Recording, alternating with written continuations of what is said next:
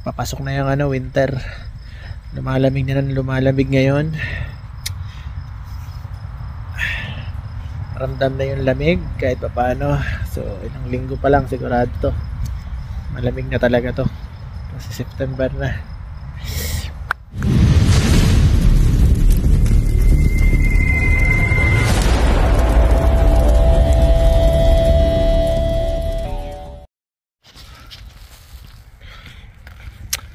Yo, what's up mga kapangarap?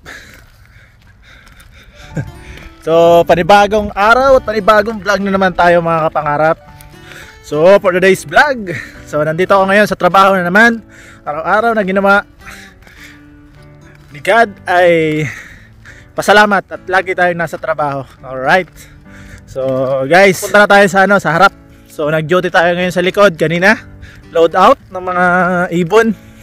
So ngayon naman, doon naman tayo pupunta sa harap para alagaan naman yung mga turkey, yung mga pabo sa harap. Right? Yan. So dyan tayo pupunta ngayon. So abang-abang tayo mga pangarap. So kung pwede lang mag-vlog sa loob ng trabaho pero bawal. So ganun lang talaga. Pagpasok at uuwi, pwede tayo mag-video, mag-vlog. So ayun, abang-abang tayo mga kapangarap. So ayun na nga. So nagsisimula na yung winter dito sa Canada. So medyo maaga daw masyado ngayon yung nagparamdam yung lamig. Yan. So temperature ngayon is 6 degrees ngayong umaga. 6. So kailangan nating paghandaan yung darating na winter kasi sobrang malamig dito. Yan. Kasi bukid kasi dito bukid talaga. Kaya talagang mararanasan dito ang lamig. Yan, so abangan nyo sa aking mga vlog sa susunod na mga months. Pag nagsimula na yung snow. So makikita nyo to lahat, puti daw to lahat. So abangan nyo sa aking sa aking vlog. Kasi iba-vlog ko to. Ito iniintay ko rin yung winter. Yan, yung winter para makita nyo yung mga mangyayari dito tuwing winter. Yan, kahit yung kalsada na yan daw talagang yellow yan. Yan. So abangan natin at paghandaan natin kasi sa totoo lang mahirap talaga pag winter kasi danas ko yan sa Japan dati. Pero yung lamig sa Japan times 3 daw yun, pag times 3 pagdating dito sa Canada ang lamig. So kung malamig sa Japan dati, how much more daw dito talaga, 3 ulit ang lamig. So abangan natin, nagne-negative 30 dito, 30 plus yun ang sabi nila, yun ang kwento nila. So malalaman natin yun pagdating ng winter. Yan.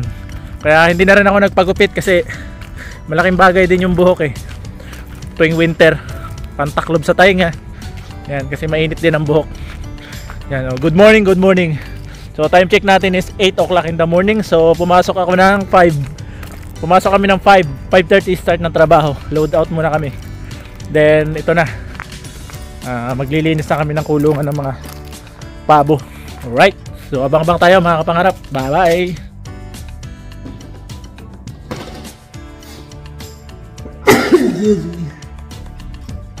So ayun na nga guys, nakaligo na tayo. So prepare na tayo, punta na tayo sa loob. So pasensya na, hindi ko kayo may sasama sa loob ng barn ng poultry. Kasi bawal doon ang sariling cellphone. So hanggang dito lang sa kantin guys. So bago tayo pumasok sa loob, talim na tayong buhok kasi bawal lang nakalugay ang buhok sa loob. So meron tayong face mask at hairnet na ginagamit. Then gloves. Meron din tayong gloves sa loob na ginagamit. Blue gloves, mga ginagamit sa mga company. Yan, rubber gloves. Yan. So pwede lang tayo. Yan. Alright. Ayan, nakakapangarap. So bus na.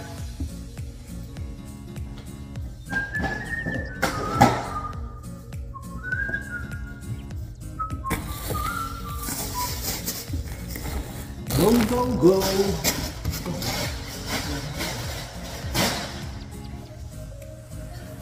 Yan, so inom muna tayo kasi medyo mainit sa loob.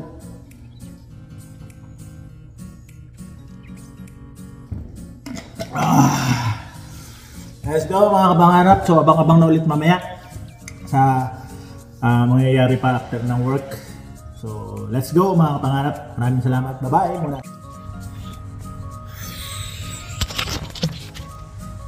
So yun na nga, tambay muna tayo dito sa ilalim ng puno. Yan. So habang nag-aantay tayo ng ng sundo, ang taga-sundo. Habang nag-aantay, ito lang muna tayo. Yan. Sarap ng ganito, no? Probinsya. Silalim ka ng ganito, no? Tapos sa shinda mo yan, ganyan kalawak, no? Babantay ka nagnanakaw ng mais. Gago! Tapos may hawak kang shotgun.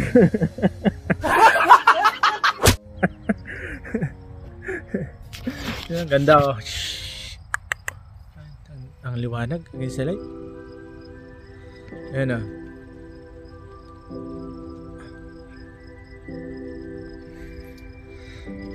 Ang bukirin.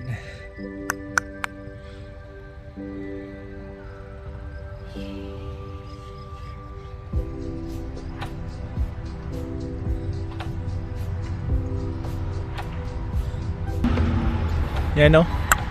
Napakaganda.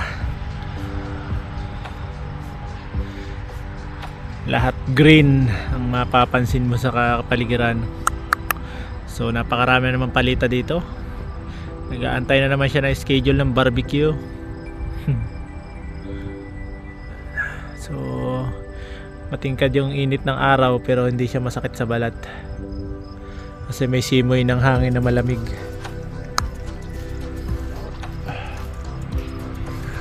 Tropa nag-aantay ng barbecue. Ay nako, shoutout dyan sa lahat ng nasa Canada. Yan, yung labas na yan yung highway. Pag pauwi kami dyan kami dumadaan yun. May malaking truck na yun, dire-diretso pupunta doon. Mga 10 minutes nasa bahay na kami. Right.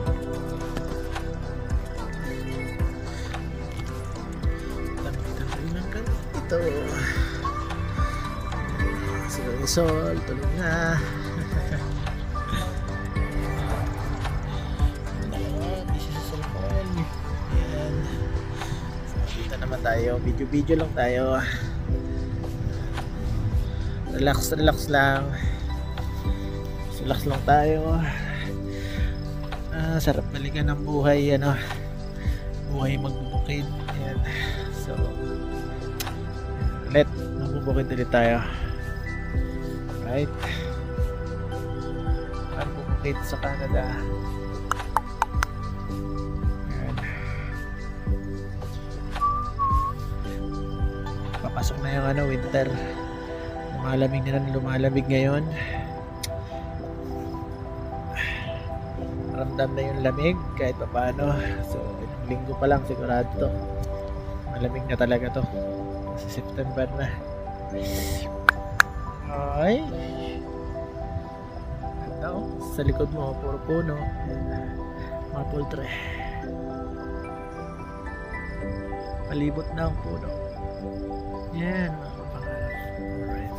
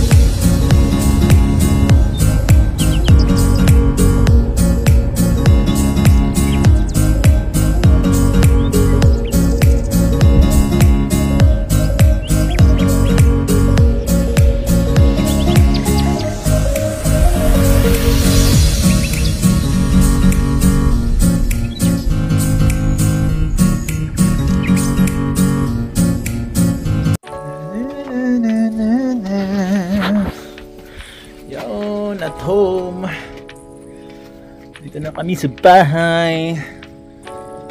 Bahay. Bro, kala mo mainit, di naman siya mainit. Ano, neighborhood.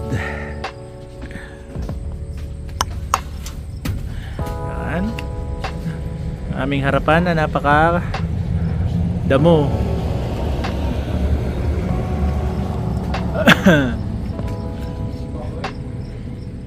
Ano, alright. Let's go.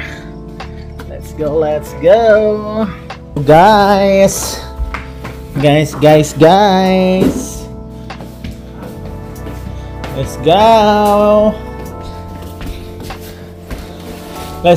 go guys. Siguro wala na.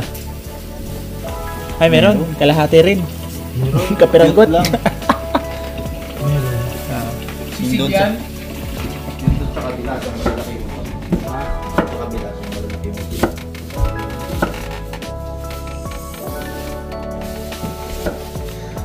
Iwan na kagad ni Glenn yung pan.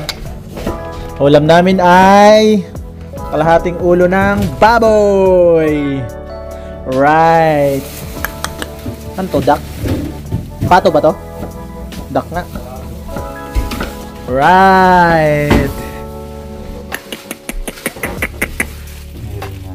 Ano yan? Parang ang laki nito. Ay, isang buo. Mas maluwang yun, ano? Mas ito pa, slot pala ito tinira natin. Madali naman yata lumambot eh. Hindi, matagal mo. Sabagay. Oh, isang ulo ng baboy oh. Ito pag Ito mga dasa ng sisig. Kari-kari gagaperanggot. No, nakaunti no. Ang dami din. Ha? Madami rin yan. Bagay. Alright. Prepare muna tayo ng pagkain natin ngayong gabi. Yan, salang tayo ng kanin. Right.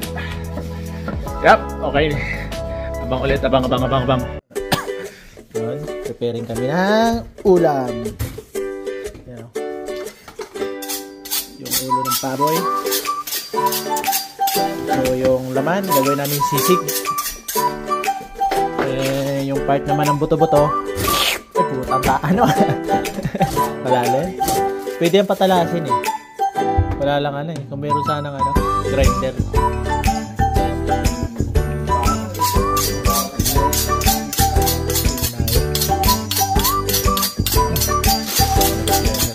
Magkakatay. Ang magkakatay. Balihin na. Tama yan. Gupo. Na.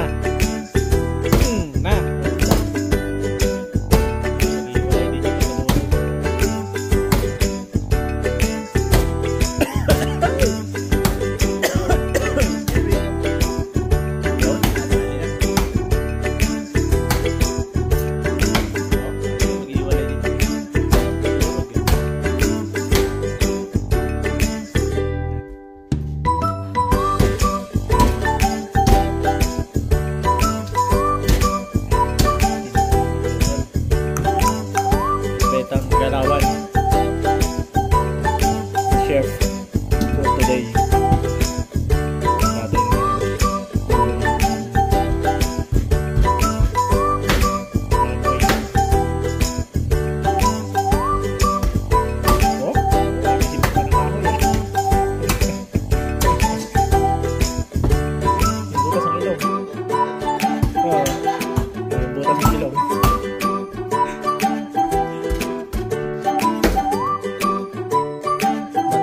Dentista pa. Kompleto ngipin, no? Perfect. Right. Ngipin. Wala kang ngipin ngayon. Bungi ka ngayon. Alright. Hinahali na.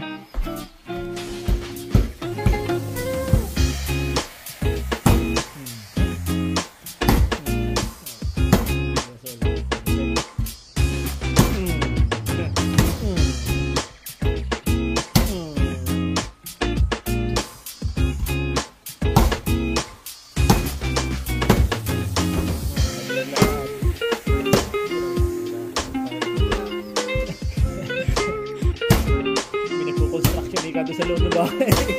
Mga naghuhukay na yun ng ano. So, sasabawan yan.